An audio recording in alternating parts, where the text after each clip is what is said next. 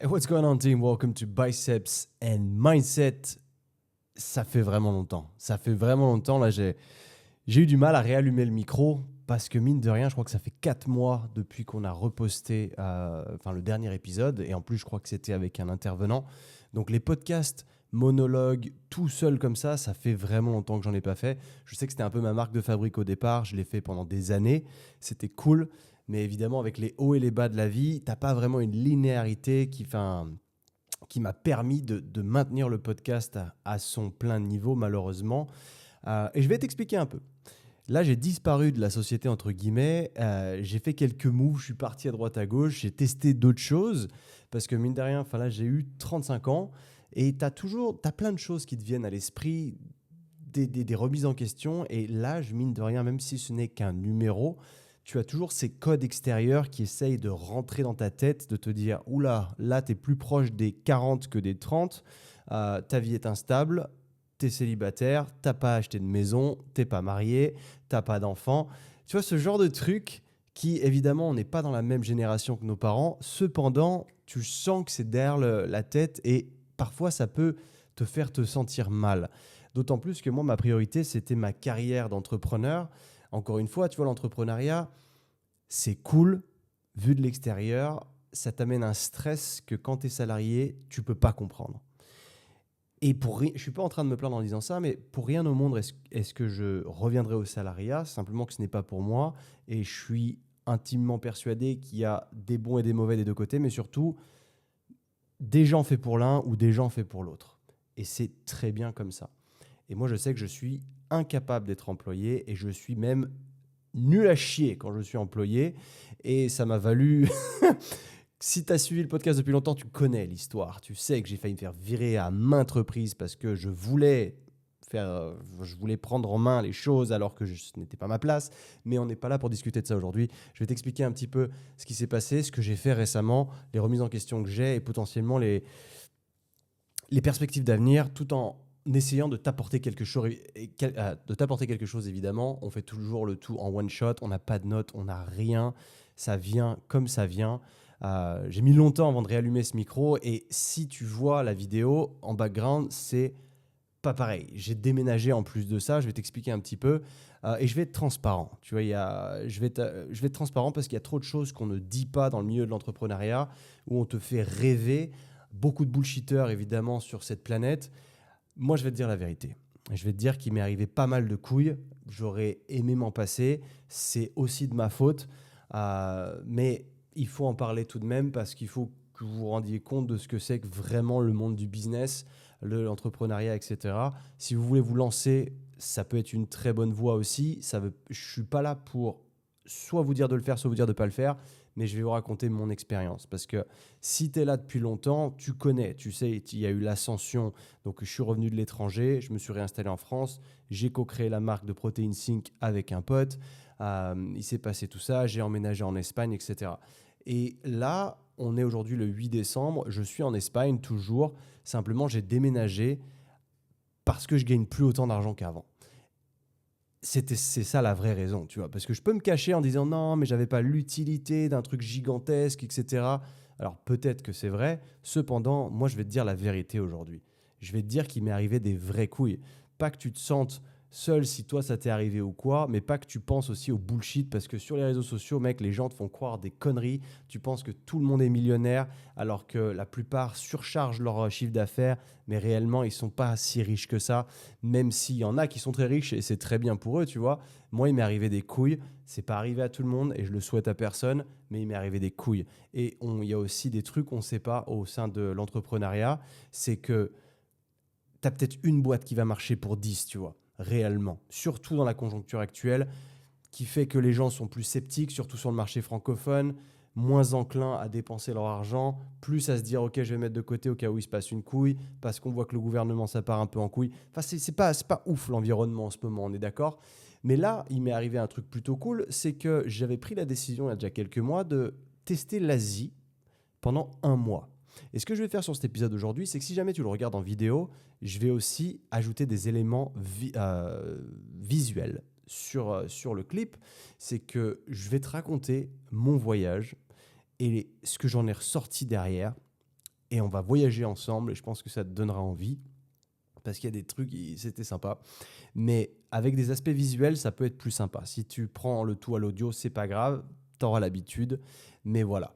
À côté de ça, donc je t'explique rapidement les choses parce que je veux pas y passer 20 ans, mais grossièrement, donc j'ai déménagé. Là, je paye moins cher qu'auparavant, même si ça reste un montant qui est conséquent quand tu es tout seul, parce qu'aujourd'hui, quand tu vis à deux, enfin c'est toujours pareil, c'est pas les mêmes générations. Tu vois, quand je vois à l'époque de mes parents, c'était easy pour se loger, ils payaient rien. Aujourd'hui, c'est une dinguerie. Tu vis tout seul, t'es riche, genre. Aujourd'hui, avoir des colocs à 30 ans plus, c'est normal, ou alors il faut être en couple. Tu vois ce que je veux dire? Enfin, on vit dans un monde, c'est un peu particulier, surtout en Europe occidentale, mais ça, c'est autre chose. Mais en gros, si tu veux, j'avais planifié ce trip en Asie, mais en prenant en compte qu'il allait se passer des bonnes choses au sein de la compagnie, tu vois. Et au final, ça s'est pas fait. Ce qui fait qu'à l'époque, j'avais dû te dire, ouais, j'ai pas été payé depuis genre 6 mois, j'avais mis de l'argent de côté pour ça, et c'est le cas. Et heureusement que je l'ai fait, et heureusement que j'avais mis de côté plus que pour 6 mois. Parce qu'aujourd'hui, au mois de décembre, ça fait 14-15 mois à peu près que j'ai pas été rémunéré. Donc là, tu dois te dire, what the fuck, tu vois, c'est comment tu fais.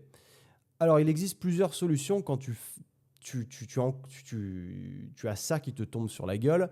C'est soit, bah, tu prends responsabilité déjà, donc soit tu crées un business en essayant de générer de l'argent différemment, ou soit tu retournes chercher un taf. Et il y en a plein qui essayent l'entrepreneuriat, voient que ça prend pas trop, pompent dans leurs économies, et avant que ça ait une petite étincelle ou quoi, ils lâchent l'affaire parce qu'ils ont ce scarcity mindset, cette peur de se dire merde, attends, mes thunes partent, je rentre rien tous les mois, il faut que je retourne dans le boulot. Et c'est un peu, on a été matrixé de sorte que maintenant on se base sur combien on gagne par mois. Mais réellement, tu vois, si on te filait, je sais pas, 50 000 balles en une fois, combien de temps tu pourrais vivre avec ça? Est-ce que tu serais inquiet de ne plus regagner d'argent tous les mois? Tu vois ce que je veux dire? Est-ce que là, au mois de janvier, on te file 50 000 balles, admettons, tu as 50 000 euros sur ton compte. Bon, après, c'est de l'éducation financière et de la gestion financière à faire quand même.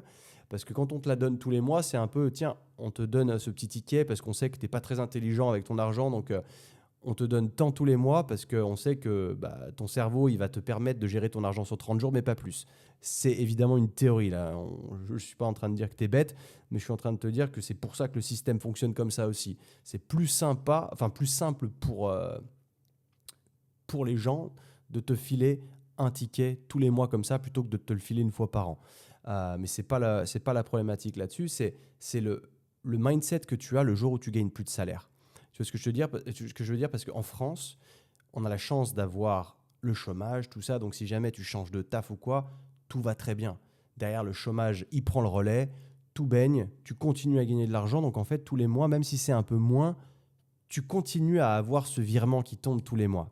Tu vois ce que je veux dire? Est-ce que le jour où il y a zéro qui tombe tous les mois, là, tu te dis quoi? Est-ce que tu avais de l'argent de côté?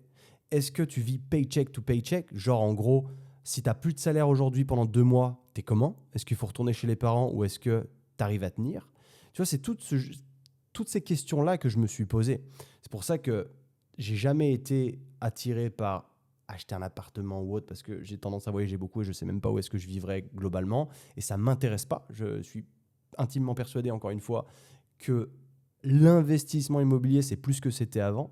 Je suis sûr qu'il y a encore des loopholes un peu partout, machin, mais c'est pas là où je voulais mettre mon argent.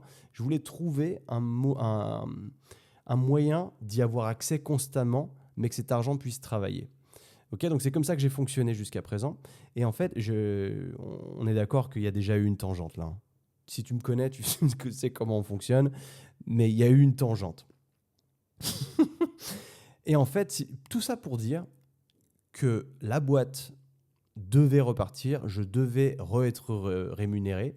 Et en fait, il y a encore eu des affronts. Je ne peux pas rentrer tout dans les détails. Un jour, je t'expliquerai tout.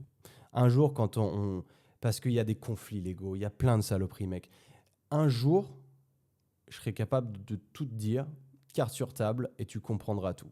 Mais sache que monter une boîte, tout ça, et la faire fonctionner, c'est vraiment compliqué. Ça paraît tout beau, tout rose, mais tu vois, là, grossièrement, ça fait 8 ans que je travaille sur ce projet. Donc, ça veut dire que ça fait 8 ans que je mets principalement mon attention dessus et un petit peu d'attention sur un peu autre chose. Tu sais, en l'occurrence, le Hybrid Training Club, Hybrid Pump, tout ça, un peu de programmation à droite à gauche, mais j'ai jamais commit vraiment à 100% vers une croissance des réseaux sociaux ou vers du coaching à fond parce que le projet principal, c'était Sync. Sauf qu'après 8 ans de boîte, quand le projet il se casse la gueule et que ce n'est pas spécialement de ta faute, même si j'ai mes responsabilités comme tout le monde, bah c'est là où tu vois, tu pètes un plomb intérieurement parce que tu te dis, attends, maintenant, il se passe quoi? Mon gagne-pain principal, du jour au lendemain, il part en fumée. Et là, tu fais quoi, mec? Tu vois ce que j'essaie de te dire, c'est pas évident. Quand tu montes une boîte comme ça, c'est pas évident.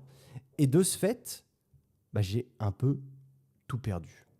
Là, il y a des chances que peut-être ça reparte, machin, parce que comme je te dis, il y a des trucs qui sont en train d'être mis en place, mais je peux pas encore t'en parler parce que même moi, je suis pas au courant de tout. Mais ça a été une période extrêmement difficile, extrêmement stressante. Non pas difficile financièrement parce que j'avais mis de l'argent de côté et je peux vivre dessus et c'est OK. Mais simplement, il y a le fameux scarcity mindset dont je te parlais précédemment qui a refait surface de se dire parce que je gagne plus telle somme tous les mois, eh ben, je me suis mis à flipper parce que j'étais conditionné de la sorte, si tu veux. Alors que sur un compte, j'ai suffisamment d'argent pour tenir à peu près un an, tu vois. Mais vu qu'il n'y a plus d'argent qui tombe tous les mois, je me suis mis un peu à paniquer, tu vois, à me dire « Ah ouais, là, il va falloir commencer à couper les vivres, à se dire « Ok, l'appartement à 1300 balles par mois, on va peut-être arrêter parce que c'est pas indispensable. » Et c'est le cas, c'est pas indispensable, tu vois. Mais du coup, j'ai déménagé dans quelque chose de beaucoup moins cher. Alors, oui, ça me fait chier. Oui, c'était pas l'idée principale. Mais je prends les responsabilités de me dire « Ok, je l'ai mérité quelque part. C'est parce que j'ai fait le con quelque part. » Mais tu vois, c'est pour ça que je veux qu'on parle un peu de transparence parce qu'aujourd'hui, il y a tellement de gars connus qui sont blindés, machin, et tu peux regarder ce qu'ils font. Le truc, c'est qu'ils ont tellement de visibilité que leurs produits se vendent quasiment tout seuls, tu vois. Et c'est trop cool pour eux, tu vois. Mais vu que je suis jamais rentré dans ce tube-là, j'aurais bien aimé, hein. Eh ben, mes produits ne se vendent pas tout seuls. Donc, je peux pas me permettre, tu vois, de gagner des dizaines de milliers d'euros par mois comme ça parce que c'est juste pas, c'est pas commun. Ce sont des licornes, tous ces gens-là. Tu vois, tous ces potes, même des gars que je connais, c'est des licornes. Et c'est trop bien pour eux, encore une fois, mais on ne peut pas se calquer sur ces modèles-là. C'est des modèles qui ont bien bossé, qui ont eu peut-être une petite partie de chance, mais c'est trop bien. Mais le commun des mortels, tu vois, quand ils montent une boîte comme ça, des fois, tu n'en entends jamais parler, mais comme je te le disais, tu en as 1 sur 10 qui fonctionne. Pour une qui vraiment, tu la vois sur les réseaux sociaux, des trucs genre à la Anthony Bourbon, des machins, t'en as 9 qui se cassent la gueule, dont t'entends jamais parler. Ben moi, je te parle d'une de ces 9, tu vois. Parce que cette boîte, elle était amenée à être une des 10. Il s'est passé ce qui s'est passé. Je vais pas rentrer dans le détail. Un jour, comme je te disais, j'en parlerai un peu davantage. Mais, voilà. Du coup, bah, j'ai dû me remettre à fond. Enfin, il y a eu ce... Putain, je fais trop de tangentes, les gars, je suis désolé, hein, vous me connaissez. J'avais prévu un mois en Asie. Mais ce mois en Asie, comme je te le disais, normalement, je devais être payé. En fait, je devais être bien financièrement pour partir en Asie. Au final, ça n'a pas été le cas. Donc, j'étais un peu stressé de partir en Asie. Je m'étais dit, bon, est-ce que je maintiens le truc? Ça devrait se décanter. Ça ne s'est pas décanté. OK. Donc là, c'était à moi de me remettre en question. Et c'est aussi bien de faire ça parce que quand tu es un peu dos au mur, que tu te dis, j'ai 35 ans, j'avais une boîte qui générait des millions par an parce que c'est le cas, du jour au lendemain, tu l'as plus. Il se passe quoi, tu vois? C'est un coup de massue énorme. C'est pas, enfin, je veux dire, je m'étais dit, ma vie, elle est tracée, ma retraite, entre guillemets, elle est faite, parce que le jour où il y a une revente, bah, je me mets bien. Et en fait, ça se fait pas. Donc de là, tu te dis, ok, là, je pars un mois en vacances, entre guillemets, un mois en Asie, mais en même temps, je prends ce coup de massue. Donc c'est pour ça que, tu vois, le mindset était un peu particulier, parce que je suis parti en Asie en me disant, à la base, je devais me mettre, entre guillemets, bien financièrement, et au final, ça n'a pas été le cas. Donc, à me dire, il faut que je recrée un business, mais pendant que tu es en Asie, c'est un peu compliqué, parce que tu voyages toutes les 2 secondes. Donc, tu vois un peu l'état d'esprit, enfin, l'état des lieux, entre guillemets. C'est plutôt l'état des lieux, parce que là, tu m'en veux pas, je t'essaie de faire vraiment une première partie, parce que, mec, on s'est pas vu depuis tellement longtemps, qu'il faut que je t'explique un petit peu ce qui s'est passé tout de même. Parce que ce serait trop beau de juste te parler du voyage en Asie et machin. Évidemment, je vais t'en parler parce qu'il y a beaucoup à dire. Mais il y a eu vraiment une sale période entre-temps de remise en question où tu te dis « Ok, je manque de clarté aujourd'hui parce que mon identité, on a déjà parlé de ça, l'identité, toi et moi, de comment tu t'identifies. Je ne parle pas de t'identifier en tant qu'une chaise ou une licorne, bien évidemment, mais plutôt quel type de personne tu veux être dans la vie. Est-ce que tu es une personne qui s'entraîne, etc. » J'avais déjà parlé de ça, mais là, c'était vraiment, tu vois, je savais où j'allais, j'avais ma clarté. Et là, en fait, on te l'enlève. Donc, c'est là où c'était un peu particulier, tu vois. J'avais complètement arrêté le coaching en ligne pour me focaliser là, du coup, sur cette boîte. Et du coup, là, je me suis dit, bah merde, je vais peut-être attaquer le coaching en ligne, en fait. Ce qui est aussi une bonne chose parce que c'est mon domaine de prédilection au départ. C'est ce que je faisais quand j'habitais en Australie. Donc, c'était très cool. Donc là, je relance du coaching. Enfin, j'ai déjà relancé du coaching. Il me reste quelques places d'ailleurs. Si jamais c'est quelque chose qui te branche, j'ai un petit système athlétique pour toi aux petits oignons. Mais tu trouveras le tout dans la description. Je ne suis pas là pour me vendre non plus. Mais le coaching, c'est bien en plus que ça fait des relations humaines et tout, c'est cool. Mais en effet, je cherche des clients davantage en coaching parce que y en a besoin. Il y en a besoin, mec. Il faut renflouer les caisses, dirons-nous. Mais bon, c'est pas, tu vois, il y a aussi ça, c'est pas une question juste monétaire, c'est une question d'échange. Ça veut dire que tu me donnes pas juste ta thune. Moi, derrière, par contre, je te vends une transformation. Tu vois, c'est ça que je veux dire. Donc, c'est un gagnant-gagnant, bien entendu. Mais bref, je suis pas encore une fois pour partir sur une nouvelle tangente. Mais j'ai travaillé sur pas mal de projets comme ça. Et si tu es coach, tu as peut-être entendu parler de Jimmy, donc la plateforme de coaching que je suis en train de créer aussi. Ce qui fait ça fait déjà 1 an que je travaille dessus. Et tu vois, c'est ça aussi qui est cool, c'est que j'avais pas mis tous mes œufs dans le même panier, même si quelque part, oui et non. La plupart de mes œufs en tout cas étaient dans le fameux panier.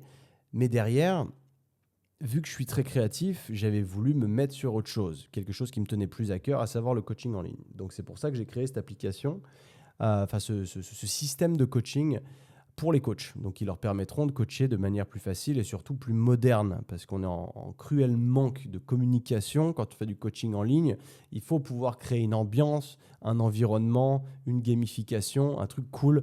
Donc voilà, c'est là-dessus aussi que je travaille. Mais tu vois, si tu veux, quand ce truc-là s'est cassé la gueule, heureusement que j'avais ces petites pièces à droite à gauche que j'avais déjà entreposées pour pouvoir garder cette fameuse clarté. Mais tu dois te réidentifier à un certain moment, à te dire, OK, j'ai plus ça. Maintenant, je ne suis plus la personne qui fait ce genre de choses. Maintenant, je suis la personne qui fait ce genre de choses. Donc, il faut se réinventer sans arrêt. Donc, en fait, l'entrepreneuriat, gros, c'est ça. Pour globalement clôturer un peu le chapitre là-dessus, des news, entre guillemets, globalement, c'est ça. OK. Si tu veux, Sync fonctionne encore. D'ailleurs, il y avait les offres Black Friday. Il doit peut-être rester un peu de stock. Donc, tu peux aller voir, il y avait moins 30% sur la prot. Ça, c'était cool. Pour la suite, pour le moment, je ne sais pas trop. OK. Et il y a des chances que, de toute façon, c'était une boîte qui marchait. Le produit est bon. Tu vois, c'est toujours des challenges où tu te dis, merde, comment ça se fait en fait qu'une boîte qui fonctionne, du jour au lendemain, elle disparaisse? Tu sais, c'est une bonne question à se poser en réalité. Parce qu'il n'y a pas que les boîtes qui ne fonctionnent pas qui coulent, il y a des boîtes qui fonctionnent qui coulent. Parce qu'aujourd'hui, mec, c'est extrêmement compliqué de financer une croissance. Ça veut dire que quand ta demande, elle est forte et que tu as beaucoup de frais, toi, à côté, potentiellement, tu n'es pas ce qu'on appelle autosuffisant, tu ne peux pas t'auto-financer. Ce qui fait que à travers ça, tu vas te retrouver dans un gouffre et t'essouffler petit à petit parce qu'il y a un moment où tu n'auras juste plus suffisamment de cash pour pouvoir réalimenter la machine. Et c'est ça qui est un peu dommage aujourd'hui, mais c'est la réalité dans laquelle on vit. Et c'est aussi pour ça que beaucoup de startups ou quoi se plantent parce que elles n'ont pas suffisamment de cash flow. Et vu qu'on est sur un marché européen qui est complètement disproportionné par rapport au marché américain, qui est lui beaucoup plus simple d'accès aussi et beaucoup plus prometteur, il y a plus de cassage de gueule en Europe, malheureusement, qu'aux États-Unis. Mais bref, encore une fois, je me perds, je tergiverse, mais je pense que ce sont des choses dont il faut parler et il faut arrêter d'avoir peur de parler aussi, tu vois. Je pense qu'il faut être transparent parce que, tu vois, par exemple, je traîne pas trop sur la plateforme LinkedIn parce que c'est fucking bullshit all the time, c'est du, pardon pour le franglais, mais c'est du léchage de cul H24. C'est tout le monde met en avant, regardez, on a fait tant pour Black Friday, regardez. c'est bien, mec. En fait, tu cherches à prouver quoi, tu vois. Il y en a plein, c'est du bullshit. Et ça m'horripile. Et j'arrive pas à rester dans ce milieu-là. C'est d'autant plus un milieu de requins parce que tu te rends compte aussi que les investisseurs, ils sont là, évidemment, pas forcément parce qu'ils croient à ton produit, mais parce qu'ils sont là pour s'en foutre plein les poches.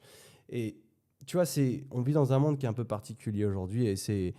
Moi, j'ai toujours eu la mauvaise tendance à être naïf, trop gentil, croire en les gens où parfois je devrais pas, tu vois. Et ça, c'est un vrai problème parce que dans le milieu du business, c'est comme ça que tu te fais enculer. Mais je dis pas que je me suis fait enculer ou quoi, hein. Je te dis juste de comment est-ce que ça se passe, quel est l'état d'esprit global en fait quand tu erres dans cette sphère. Beaucoup de fausses promesses et pas de grande délivrance. Puis après, tu as des gens qui disparaissent. C'est un peu particulier, mec. Mais on est parti en couille, hein. Ça fait 20 minutes que je discute et je t'expliquais juste ça. Mais je pense que cette remise à niveau, entre guillemets, elle était intéressante parce que toi et moi, on parle à cœur ouvert depuis le début et je vois pas pourquoi je devrais m'arrêter maintenant. Et c'est des choses, même si je vais pas dans tous les détails, en tout cas pas pour l'instant, je t'en donne le maximum de comment moi je me sens et qu'est-ce qui se passe dans la vie réelle de l'entrepreneuriat, tu vois. Et j'ai mes responsabilités aussi derrière, hein. Je veux dire, je suis pas là à me victimiser, genre ah trop putain, c'est vraiment à cause de ces gens-là que j'ai tout perdu. Bah non, c'est quelque part, moi je faisais partie du truc, j'ai aussi des responsabilités à l'intérieur et il y a des trucs que j'ai mal gérés. Allez, t'apprends mon pote, hein, c'est pas très grave. Mais le tout, c'est de savoir se relever et ensuite on se casse en Asie. Donc voilà, le trip, l'Asie, mon poteau. Donc c'était prévu du coup de faire un mois comme ça. Donc c'était au moment où en plus je me remets dans le coaching en ligne. Donc comme tu peux t'en douter, avec à la fois le décalage horaire, mais à la fois les voyages de pays en pays, ça l'a pas fait. Donc je me suis remis au travail réellement il y a 3 semaines. Plus sérieusement, tu vois. Donc ça fait du bien, j'ai remis en place un système, c'est pour ça que c'est très cool, tu vois. J'ai ressorti une programmation qui s'appelle l'Athletic Protocol, excessivement cool d'ailleurs. Bref, si jamais ça t'intéresse de t'entraîner comme moi avec moi, j'ai pas besoin de te vendre un truc.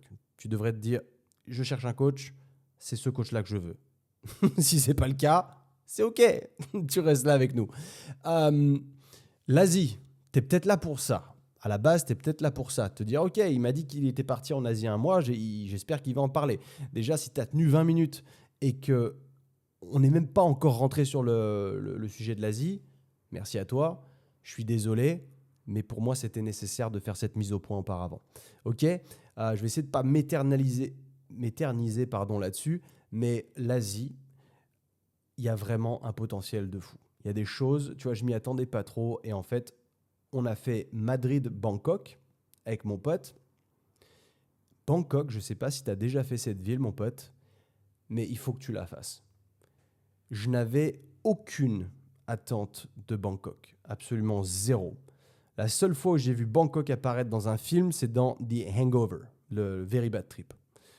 C'est tout. C'était les seules références de Bangkok que j'avais. Donc, comme tu peux t'en douter, c'est pas fameux, c'est pas très large. Mais du coup, j'en avais aucune attente. Je m'étais dit, ok, j'ai un mois, comment on va gérer le truc? Je savais que mon pote voulait absolument faire le Vietnam. On avait 2 autres potes qui allaient eux au Vietnam, donc il fallait qu'on se rencontre à un moment. Moi, j'étais pas spécialement attiré par le Vietnam non plus, tu vois, mais je me suis dit, pourquoi pas? Maintenant que j'y suis, je suis à côté, la Thaïlande, c'est à côté. Moi, je voulais voyager un peu en Asie, du Sud-Est. Donc, en l'occurrence, on débarque à Bangkok. On fait 5 jours à Bangkok en premier lieu. Et après, j'ai eu envie de redonner une chance à Bali. Donc, si tu me suis depuis longtemps, tu sais que j'avais eu une expérience de merde à Bali. Si jamais tu sais pas, je te renvoie à l'épisode Bali, il y a 2 ans. Et j'avais pas kiffé Bali, tout simplement. Et je voyais tous ces influenceurs qui y allaient sans arrêt, qui étaient « Oh, Bali, trop bien, machin ». Et moi, je vais t'expliquer ce que je pense de Bali aujourd'hui. Parce que j'ai redonné une chance. Est-ce qu'elle était positive ou pas? Je vais te l'expliquer. Mais déjà, je vais essayer de te faire voyager avec moi. Donc, tu débarques à Bangkok. Déjà, Bangkok, c'est une ville qui est gigantissime. Il y a 12 millions d'habitants.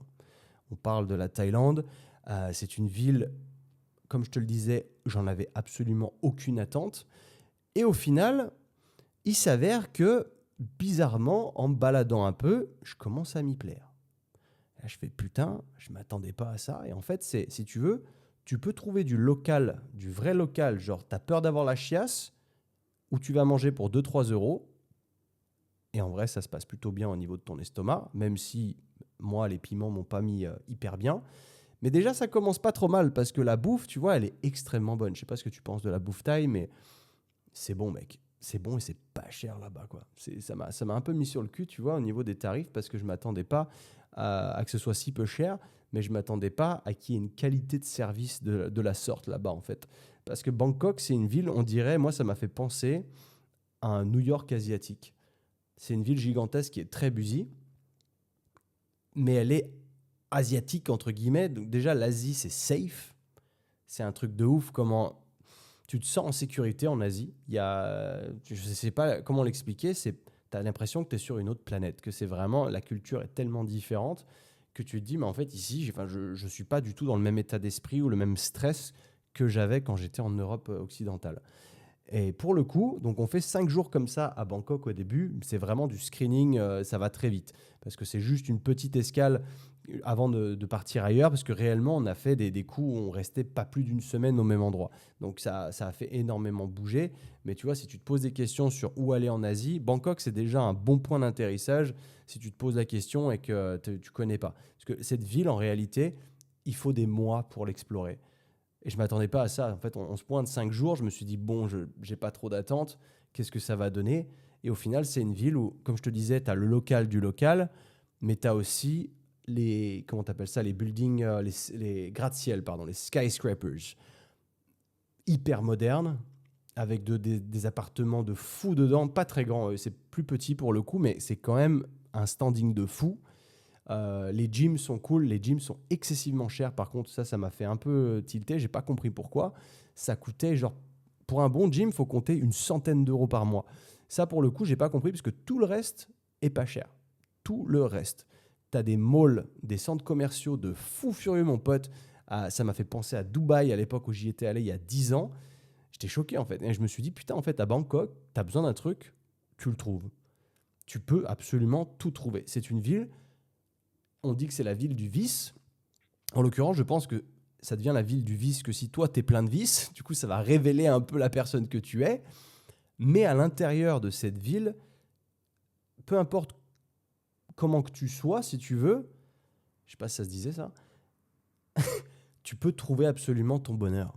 Donc tu peux aller dans des côtés un peu plus nature, tu peux aller dans des côtés plus locaux, vraiment, si tu veux te mélanger à fond aux locaux et être dans un truc un peu plus miteux, entre guillemets, mais où tu boufferas pour pas cher de ce que tu veux. Parce que c'est une ville, elle est tellement grande, si tu veux, que quand tu vas y vivre à l'intérieur, parce que tu vois, mon état d'esprit à chaque fois que je voyage, c'est de me dire, est-ce que à l'instant T, là, dans cette ville, je pourrais m'y voir vivre? Je suis jamais en mode vacances, club med, mes couilles, je fais jamais ça. C'est plutôt de me dire, je vais voir, je vais essayer de me mélanger aux locaux, de voir est-ce que j'apprécierais vivre ici. Et là, Bangkok, tu vois, au début, je savais pas trop quoi en penser, parce que forcément, cette ville, elle est tellement disparate, tu as des coins, de tous les côtés, c'est différent. Tu montes au dos, parce que tu vois, as comme Uber, mais ça s'appelle Grab, et tu peux monter derrière un mec qui est en scooter, en fait, tellement il y a du trafic, il vaut mieux faire ça. Et ça coûte rien, mec, pour aller à l'autre bout de la ville, ça coûte 1,50 €, et tu montes derrière le mec, et c'est là où, au début, en fait, j'hallucine, je me dis, c'est quoi ce délire? Tu montes derrière le mec, ok, cool. Si tu veux pas de casque, il te donne pas de casque. Si tu veux un casque, il en a un pour toi. Mettez un casque, les gars. Et c'est une espèce de dinguerie, en fait. Et c'est là où tu te rends compte que tu as accès à tout d'une facilité déconcertante et à moindre coût. Et c'est là où j'ai commencé à me dire, mais en fait, qu'est-ce que je fous encore en Europe? Tu vois, petit à petit, ça a commencé à grandir dans ma tête de la sorte. On fait juste 5 jours. Donc, comme tu peux t'en douter, à la fin des 5 jours, moi, je reste sur ma faim. Je fais putain, à Bangkok, j'aimais quand même bien. Je me dis, j'aurais bien aimé explorer un petit peu plus.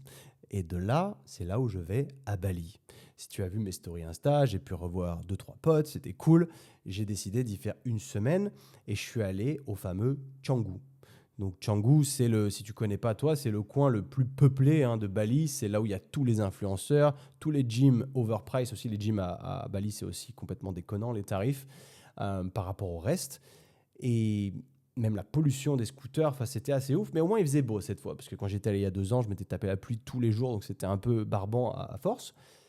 Et au final, tu vois, Bali, je me suis dit, ah, c'est cool, tu vois. J'aime bien. Néanmoins, je me suis dit que j'aimerais pas y vivre, tu vois, à Bali. Même si, tu vois, je me dis que j'y ai donné une deuxième chance et que c'était quand même pas mal, hein. Attention, je dis pas que c'est de la merde, loin de là. L'ambiance régnante, le mindset global, je l'ai pas trop kiffé. Mais c'est moi, encore une fois. C'est vraiment subjectif. C'est évidemment c'est des expatriés, mais tu avais beaucoup d'Australiens et d'Anglais bourrés H24, enfin le soir très tôt si tu veux. Donc en fait, c'est un peu ce que j'appelle les trash people, c'est vraiment les gens, les gens, je sais pas comment l'expliquer, tu vois, c'est les mecs qui sont là pour se miner la gueule, ils sont là en vacances, et ça t'en vois énormément. Et ça, j'ai pas aimé, tu vois. Et après, tu as plein de restaurants hyper modernes et tout, donc ça, c'est cool, mais c'est aussi hyper cher. Enfin, toute proportion gardée. C'est pas aussi cher qu'en Europe, mais pour le coût de la vie là-bas, c'est quand même déconnant, tu vois. Je me suis dit, putain, c'est bizarre, c'est quand même pas donné. Tu vois, il y a des places, tu payes 30 balles ton dîner, même si tu vas me dire, moi, j'habite à Paris, un dîner, c'est 60 balles. Fair enough, mec. Mais moi, je me suis habitué à Bangkok avec mes dîners à 5 euros, tu vois. Donc, calme-toi. Mais c'est vrai que ça, du coup, ça change ta perspective. Parce que quand tu peux avoir accès à des produits bruts locaux à 5 balles, tu n'as plus envie, en fait, d'aller au restaurant et payer 30 balles. Tu vois ce que je veux dire? Et je dis pas que 30 balles, c'est excessif. Je dis juste que quand on te propose des produits locaux bruts à 5 balles, pourquoi est-ce que tu irais à 30 balles? Tu vois ce que je veux dire? C'est là aussi où c'est particulier. Ça mine la tête quand tu changes de pays comme ça, à ce point-là, du moins avec un gouffre pareil, parce que tu as d'autres pays d'Asie que j'ai pas eu encore la chance de faire, comme la Corée ou le Japon, qui sont eux très chers. Donc je ne sais pas, tu vois, je suis pas allé encore. Mais en tout cas, là, Thaïlande, Bali, tu vois, je suis sur des standards où la vie est pas chère. Mais après, Bali, c'était plutôt cette vibe spirituelle qui est pour moi too much. C'est trop de spiritualité. En tout cas, après, je connais des gars qui vivent là-bas, qui sont pas du tout dans la spiritualité et qui la méprisent. Et ça marche aussi pour eux, hein, ils kiffent aussi la vie là-bas. Mais je trouve que c'est quand même présent. Et tu as beaucoup de gens qui sont là-bas un peu perdus, qui s'inventent un peu une nouvelle spiritualité. J'ai pas trop kiffé. Tu vois, ça, c'est pas ma came à moi. Je suis très terre à terre, je suis ouvert d'esprit, mais viens pas me raconter des salades, tu vois, pour essayer de vendre tes produits en ligne comme ça et faire de la thune sur la crédulité des gens. Ça, j'ai un peu du mal. Mais encore une fois, pas de jugement, c'est moi, c'est subjectif. Tu n'es pas obligé de penser la même chose et je te pousse pas à penser la même chose que moi. Je te raconte simplement ce que moi j'en ai pensé. Donc j'ai fait une semaine là-bas. Pour partir en vacances ou quoi, c'est cool. Après, je pense qu'il y a des trucs bien plus sympas à faire pour visiter, en l'occurrence les petites îles autour, même Uluwatu ou quoi. Mais tu vois que cette île est en pleine expansion. Tu vois, ça pop un peu de partout, ça construit vraiment de partout. Mais je trouve que sur la route, il y a encore trop de disparités, de sorte que tu as des trucs très modernes, mais les routes, c'est encore éclaté au sol. Tout le monde est en scooter, il y a des accidents tout le temps parce que les gens ne savent pas conduire, c'est n'importe quoi, les scooters tombent dans les rizières.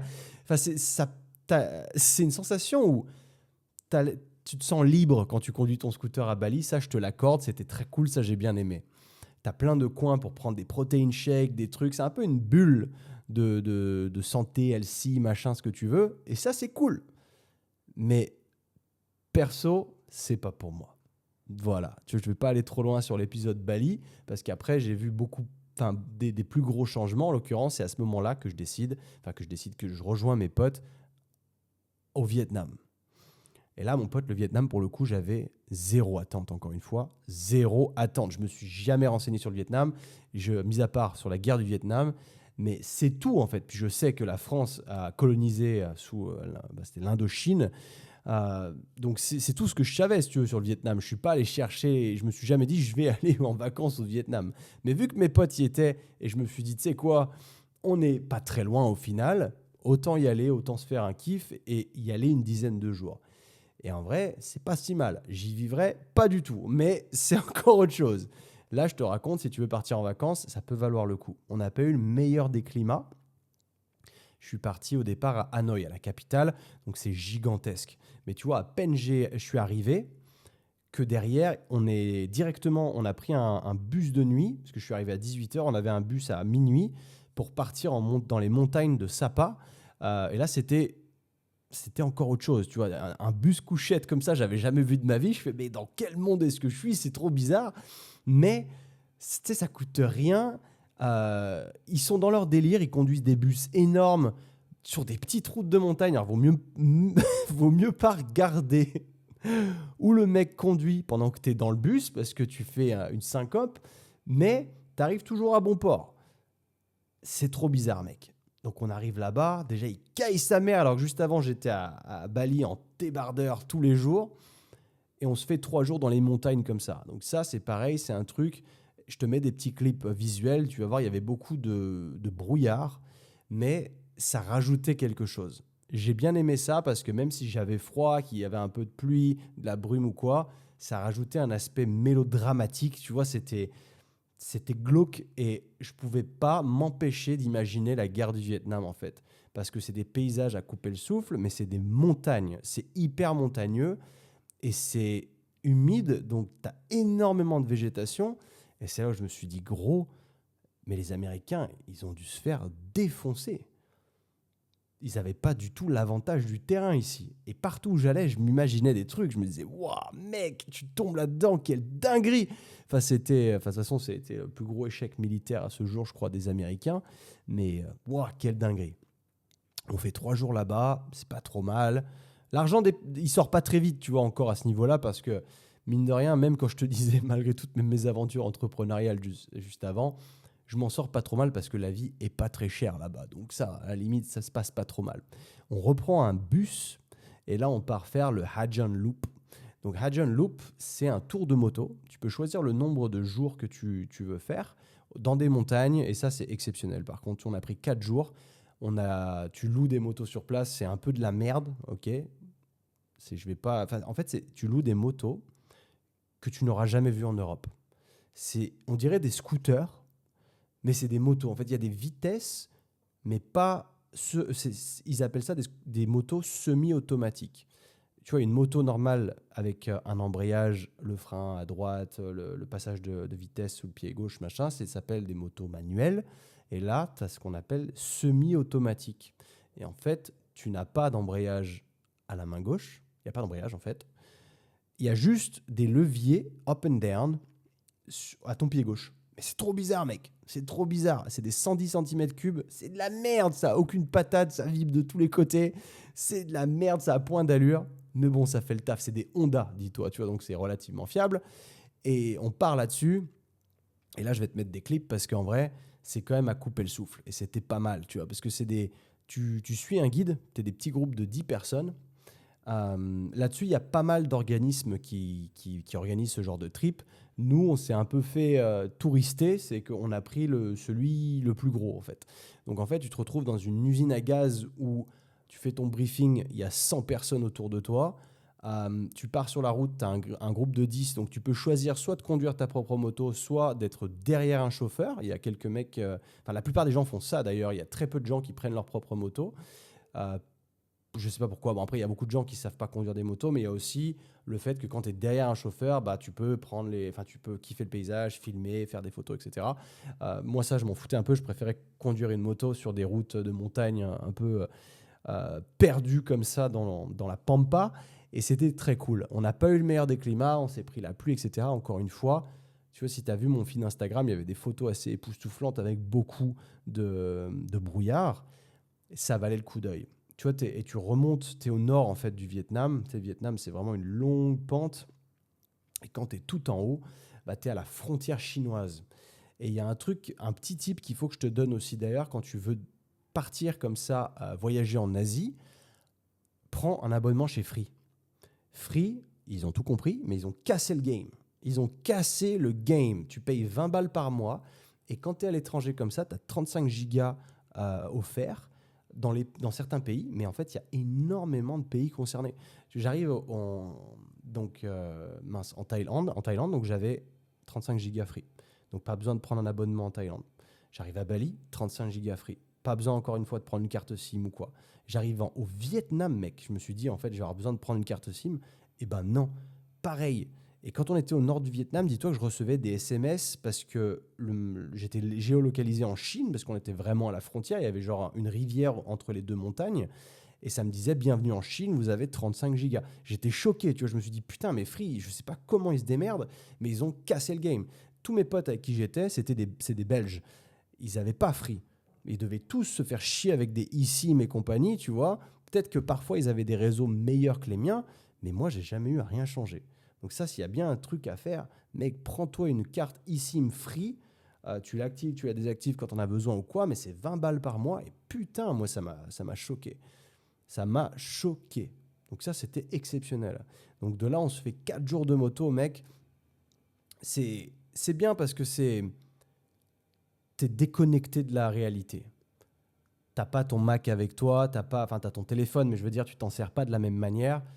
T'es drivé toute la journée, tu t'arrêtes à des pit stops où tu vas manger ou quoi, et c'est hyper local parce que tu traverses des zones où c'est là où ça te rend aussi reconnaissant pour cette vie, reconnaissant d'être né en France en l'occurrence, parce que réellement, eux qui sont nés dans des petits villages, quand je te dis perdu, mec, mais j'ai jamais vu ça.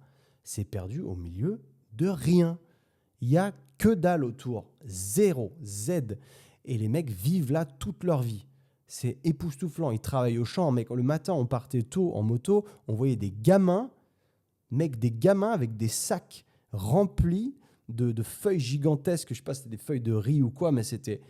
Et tu dis, mais wow, enfin, les gamins, en fait, ils vont pas à l'école ou j'en sais rien, mais ils ont 5 ans, ils sont déjà debout le matin à 7-8 heures et ils sont en train de bosser. Enfin, c'est le monde ancien, quoi. J'allais dire chasseurs-cueilleurs, abuse pas non plus, tu vois, mais eux, ils sont encore dans ces périodes-là. Et vraiment loin derrière. Et c'est un truc de ouf. Moi, je m'attendais pas à voir ça. En fait, globalement, tu vois, le Vietnam, c'était un peu la Thaïlande il y a 10 ans. C'est c'est c'est choquant, mais tu vois, c'est des choses qu'il faut voir. Il faut rester ouvert d'esprit. Il faut pas faire le bébé au niveau ah, j'ai pas de confort, machin. Parce qu'on a eu tellement de chance, mec, d'être né en Europe occidentale, parce qu'on a un confort de malade, ce qui fait de nous des, comment- des bitches. Parce que forcément, on a notre petit confort, on y tient. Et mec, je suis le premier. Moi aussi, je kiffe, hein. Mais c'est vrai que quand tu es là-bas, du coup, quand tu t'aperçois de comment ils vivent, après, tu deviens un peu moins pleurnichard sur des trucs. Et encore, je me suis beaucoup plaint, tu vois. Parce que moi, dès qu'il pleut, ça me saoule un peu. Mais ouais, après, je suis comme ça. Voilà, je me plains. Mais ça veut pas dire que je suis méchant. Mais des fois, ça me saoule. Mais du coup, on fait ça pendant 4 jours. Super sympa. Des paysages, encore une fois, à couper le souffle. Si tu sais conduire une moto, mec, fonce sans hésiter. Je n'ai même pas besoin de te donner un organisme qui le fait, parce que tu en trouveras facilement, et j'en ai aucun à te recommander particulièrement. Mais le Vietnam, ça peut être une bonne destination, juste soit assure-toi de ne pas y aller pendant la saison des pluies, et ça peut être très cool. Après ça, on a fait la baie d'Halong, donc de Halong Bay. Donc, je parlais de la Halong Bay, je suis désolé, je ne sais pas ce qui s'est passé, il y a ce con de... Enfin, tu connais de toute façon. Je te jure, j'ai rien besoin de te dire. Tu connais maintenant. Tu connais l'énergumène. Tu sais qu'on a tout le temps des problèmes de hardware. De nulle part, mon micro s'est déconnecté. Je pourrais pas te dire pourquoi. Mais bref, on a fait la baie d'Halong. Donc ça, c'est un truc hyper connu au niveau touristique. Nous, il pleuvait. Bon, encore une fois, pas de bol. Mais ça, pour le coup, tu vois, si juste faire le touriste, c'est OK pour toi, fais-le. Parce que ça a de la gueule, c'est cool. Nous, on voulait plus des trucs vraiment découvrir du local. Et je t'avoue que moi, j'ai été hyper déçu parce que ça coûtait le même prix que 4 jours de moto perdus dans la forêt. Pour là, 2 jours, dont un jour sur un bateau, une vieille bicoque où la bouffe est dégueulasse et que c'est naze, ça vaut pas du tout le coup. Et on te drop en fait à certains endroits. Mais il y a des millions d'autres organisateurs pour touristes qui dropent leurs touristes là-bas en même temps. Donc, tu arrives dans une grotte soi-disant locale de fou et en fait, c'est blindé de touristes et tu peux pas avancer. Et ça, c'est une catastrophe. Ça nous a gonflé fort. On s'est dit, on a perdu 2 jours et on a perdu 130 balles aussi. Mais pour le coup, ça peut valoir le coup si tu arrives à trouver un petit truc local qui t'amène dans des endroits où il n'y a personne. Mais si tu prends un truc un peu standardisé, c'est de la trappe touriste. Il y a des gens qui sont OK avec ça et c'est très bien. Nous, c'est pas ce qu'on cherchait. Et du coup, ça nous a un peu foutu le seum, tu vois. Donc ça, c'était pas dingo. Donc pour le coup, mis à part quelques paysages un peu sympas, Tu croisais des mecs, je te jure, on croisait des Français qui parlaient du Paris Saint-Germain et de machin. Je fais, vas-y, mais qu'est-ce qu'on est là? On est perdu au milieu du Vietnam et on est là. Enfin, j'étais fané. Je t'avoue que j'étais fané là-dessus. Et tu vois, si tu as l'impression de perdre ton temps parce que tu es dépendant de la cruise line, parce que c'est une espèce de croisière, mais c'est pas une croisière de fou. Hein. C'est une péniche, mec. Hein. Et, et en fait, tu es dépendant de leur temps. Parce que c'est eux qui te droppent à un certain endroit jusqu'à telle heure. Tu es un peu puni, quoi. On vient te chercher à telle heure, tu reviens après de là, de telle heure à telle heure, on fait ça. Mec, on t'enlève ton contrôle. Horrible. Donc ça, c'était pas vraiment ce qu'on cherchait nous. Ça nous a plus fait chier qu'autre chose. Donc, on s'est cassé et on est retourné à Hanoï quelques jours. Hanoï, donc la capitale du Vietnam. Là, il y a plein de trucs à faire. En vrai, enfin plein de trucs à faire. Plein de trucs à découvrir du moins parce que la ville est très grande. Mais mec, ma meilleure surprise, tu vas peut-être pas t'y attendre, mais c'était le shopping. Pourquoi? Alors, pas la bouffe, parce que la bouffe vietnamienne, moi, j'ai pas trop kiffé en réalité. Elle est pas bonne, mais je l'ai pas trouvé dingo par rapport à la bouffe thaï. Tu vois, de ce côté-là, j'étais, tu vois, il peut mieux faire. Et t'as peut-être déjà dû voir que sur des sapes, sur Nike ou quoi, c'est toujours écrit Made in Vietnam. Le Vietnam, il fabrique énormément de textiles pour plein de marques, des grosses marques internationales. Et du coup, je me demandais pourquoi. Tu vois, je voyais de partout, parce que vraiment de partout, mec. Dans toute la ville, tu as des petits magasins qui vendent tous la même chose. Ils vendent du North Face, ils vendent du Patagonia, ils vendent des marques comme ça, un peu montagne. Et tu te dis pas que c'est de la contrefaçon, en fait, parce qu'ils ont les étiquettes North Face et tout, mec. J'ai pété un plomb. Je fais, mais c'est quoi ce bordel? Comment ça se fait que c'est si peu cher? Donc, techniquement, c'est peut-être du faux. Mais mec, tu sais pas le dire que c'est du faux. C'est ça que je veux dire. Tu vois, c'est pas comme quand tu vas au Bled et que tu achètes des conneries ou des faux Nike ou j'en sais rien. Là, tu te dis pas que c'est des fausses. En fait, il y avait même des Nike Retro Dunk. C'est celles que je porte, moi, les pandas noires et blanches. Moi, c'est des vrais. Et je savais pas différencier les leurs des miennes, en fait. Et sauf que moi, je les ai payés 80 € en promo et que là-bas, elles coûtaient 20 €. Et je me suis dit, ah, ça race. Je m'en suis pas pris parce que j'avais plus de place dans la valise. Mais si tu vas au Vietnam, mec, prends la moitié de ta valise vide. Genre, laisse-la vide parce que tu vas ramener des trucs. J'ai ramené une veste North Face, gros. Je voulais pas ramener de veste ou quoi, tu vois. Mais je suis tombé dessus. Je fais, mais what the fuck, elle est incroyable. Je demande le prix. Je négocie encore, mec, je l'achète 30 € la veste. Tout le monde me dit, elle pète sa mère ta veste et tout, tu l'as trouvée où, machin, ça a dû te coûter super cher, c'est une North Face. Ah ouais, ouais. Ah ouais, ouais. Dinguerie, gros. J'ai fait la même chose avec leurs sacs. Tu sais, ils vendent des sacs de voyage aussi North Face qui sont pliables où vraiment, tu peux les plier et les rendre petits.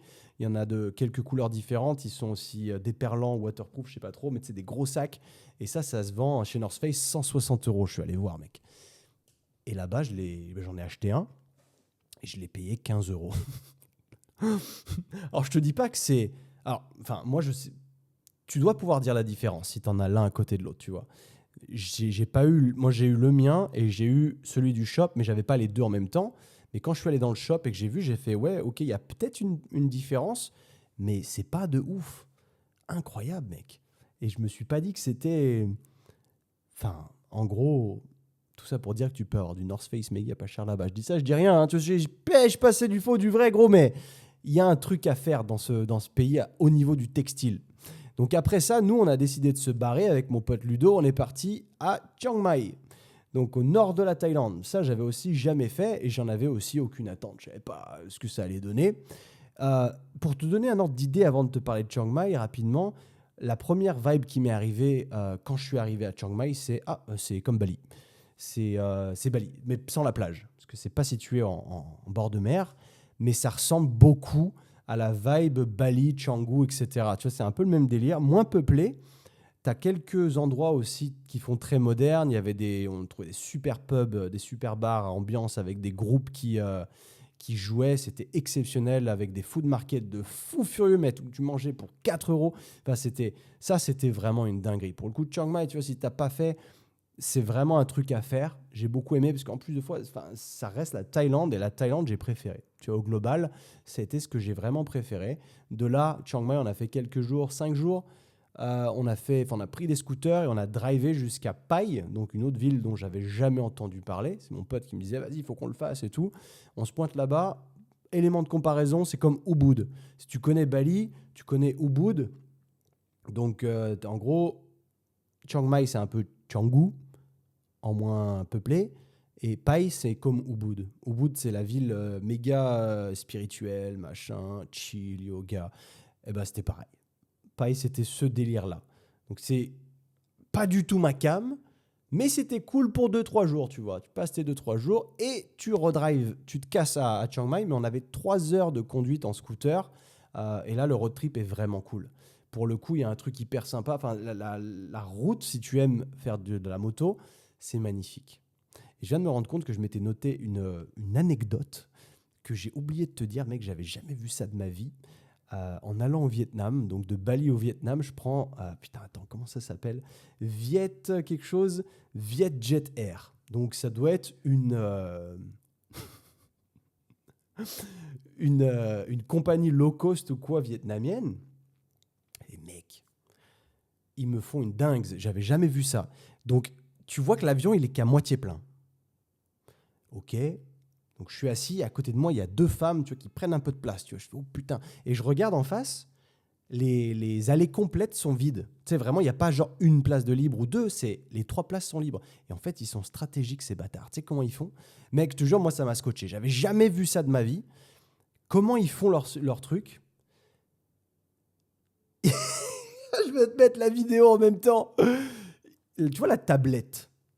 Ils baissent la tablette parce qu'en fait, quand tu choisis pas ta place, parce qu'il faut la payer, donc moi je mets allocation aléatoire pour des petits trajets, je m'en bats les couilles.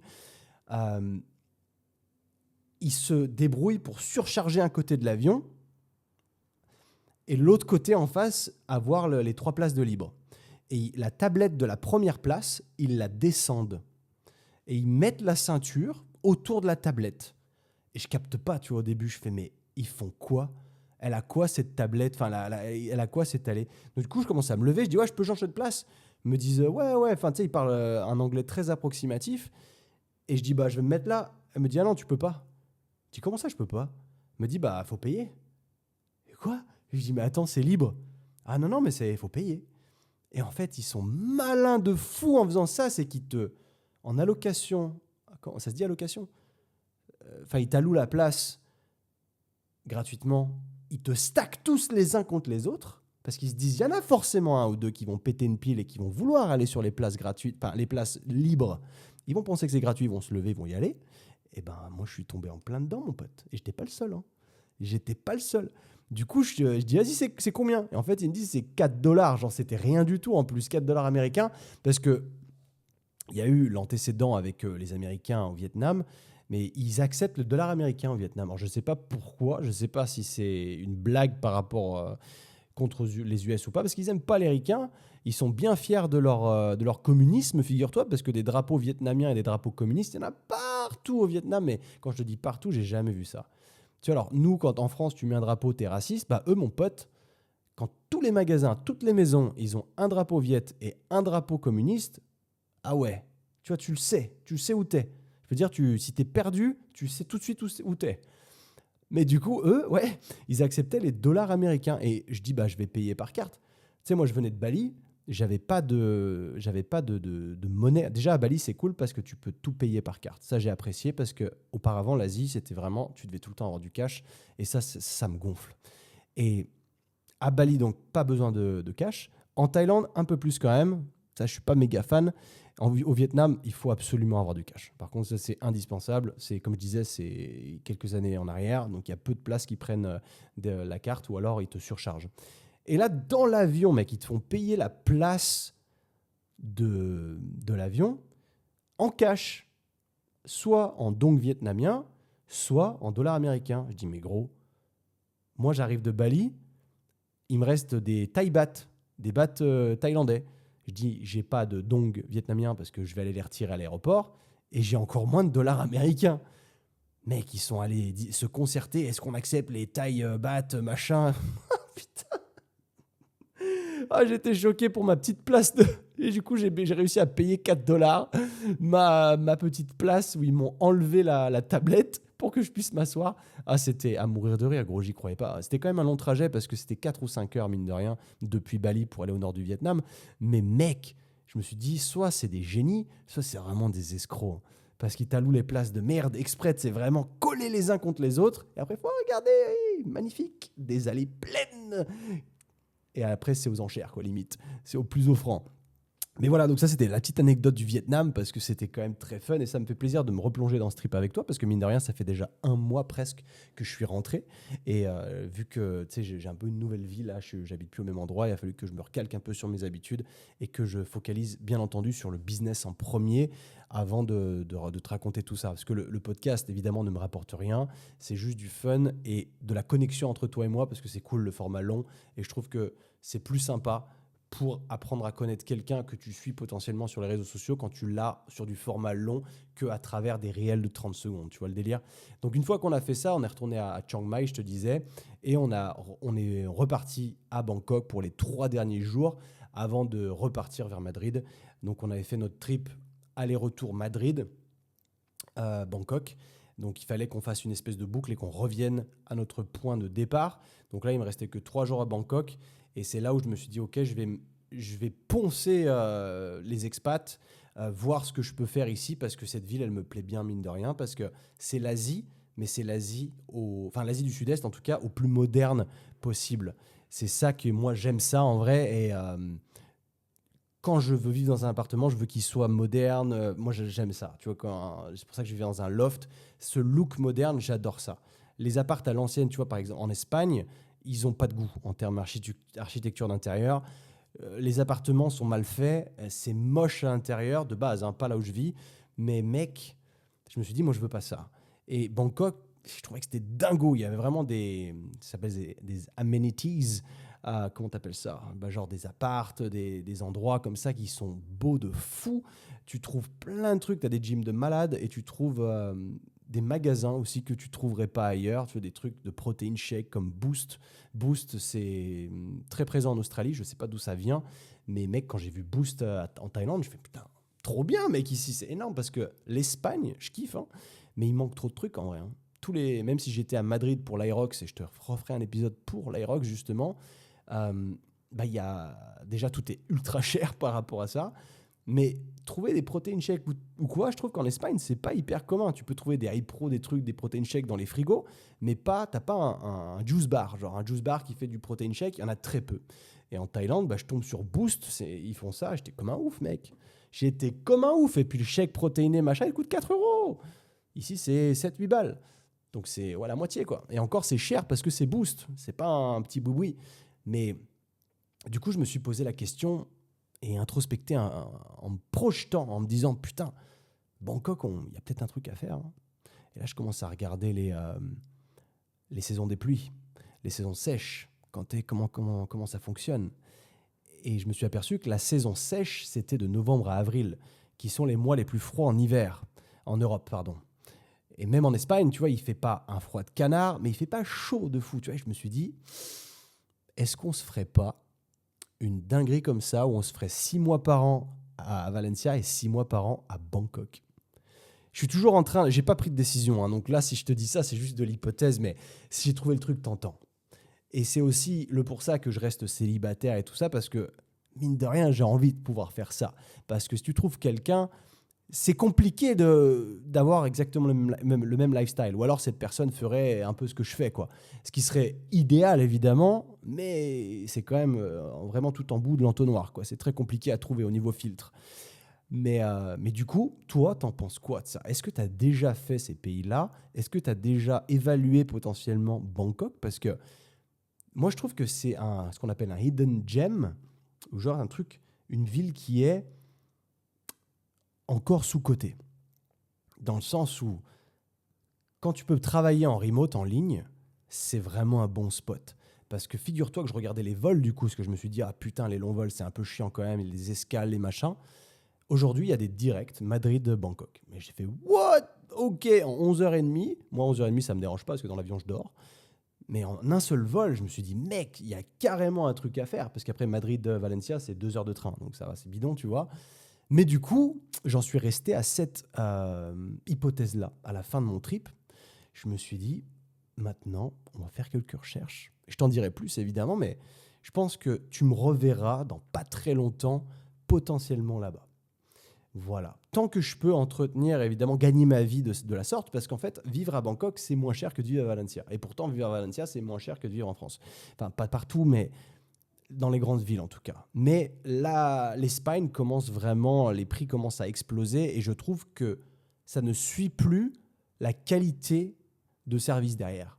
Tu vois, tu vas manger super cher au resto, mais parfois ça va être un peu moyen. Tu vas payer super cher à un loyer, mais les finitions, elles sont éclatées au sol. Donc tu vois, tout ça, ça me frustre un peu et je me dis, putain, en Europe occidentale, tout est pris pour acquis. C'est cher, c'est comme ça et tu fermes ta gueule. Mais il n'y a pas la concurrence directe moins chère qui ferait remettre en question ces gens-là par rapport à la qualité de service. En Thaïlande, mec, le service, il est impeccable. C'est incroyable, j'ai jamais vu ça. Les gens sont adorables, ils sont gentils, ils sont caring. C'est une folie. Tu peux avoir une femme de ménage, 10 euros la semaine. C'est évidemment que le coût de la vie n'est pas le même de ce côté-là, mais tu peux vivre vraiment bien dans un truc hyper moderne, d'autant plus parce que c'est pas ouais, je vais vivre bien, mais à l'autre bout de la planète, dans une grotte. Bah non. Là, si tu vis dans un immeuble avec un standing de malade mental et tu vas payer moins cher qu'en Europe. Après, tu as un décalage horaire de 6 heures. Potentiellement, tu te lèves le matin, tu fais tout ce que tu as à faire et les gens se réveillent vers 8 heures peut-être. Et chez toi, il est 14 heures. Donc, à partir de là, bah, tu peux commencer à bosser avec ton marché européen, par exemple. Tu vois, peut-être que j'ai posé, je sais qu'il y a beaucoup d'entre vous qui sont indépendants, qui bossent pour eux ou quoi, et d'autres pas du tout, hein, mais peut-être que ça vous intéressera ou pas. Mais pour le coup, moi, ça a laissé des traces très positives, tu vois. J'aurais jamais imaginé me projeter pour aller vivre à Bangkok. Vraiment. Quand je suis revenu, j'étais déboussolé. C'est aussi pour ça que j'ai pas été très actif ou quoi. Je me suis dit, putain, mec, je m'attendais pas à ça. Je m'attendais à faire vraiment un mois comme ça en Asie, revenir, oublier l'Asie, reprendre ma vie normale en Espagne et that's it. Et au final, non. Là, je vois qu'il me reste 1% de batterie. Gros, on va arrêter là. Je suis désolé. Je ne pensais pas que ça débiterait autant. J'espère que tu as apprécié le retour. Je te promets pas des épisodes toutes les semaines. Encore une fois, comme je te disais, c'est pas mon gagne-pain. C'est juste du fun. Et si je peux t'apporter un peu de valeur à travers ces messages, c'est aussi cool. Et si je peux te faire voyager, voilà, c'est bonus. À côté de ça, si jamais vous avez des guests que vous voulez que j'interviewe, tu vois, parce on était parti sur une série un peu nutrition, mais au final, il y a eu des gars qui se sont débinés, pardon.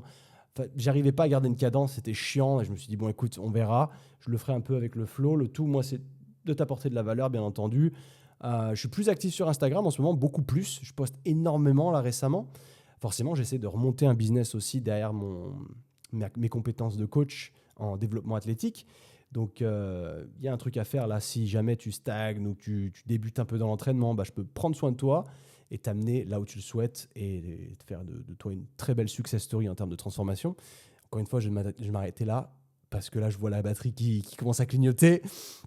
Merci à tous d'être là, c'est cool. Abonnez-vous au podcast, hein, c'est toujours cool. Et n'hésitez pas à communiquer avec moi. Envoyez-moi un message sur Instagram, c'est là où je vois les messages, bien entendu. Vous pouvez commenter sur Spotify, mais les DM sur Instagram, c'est plus cool. Je peux vous répondre directement si vous avez des idées ou quoi. C'est top. Merci encore. On se retrouve bientôt. Allez, peace!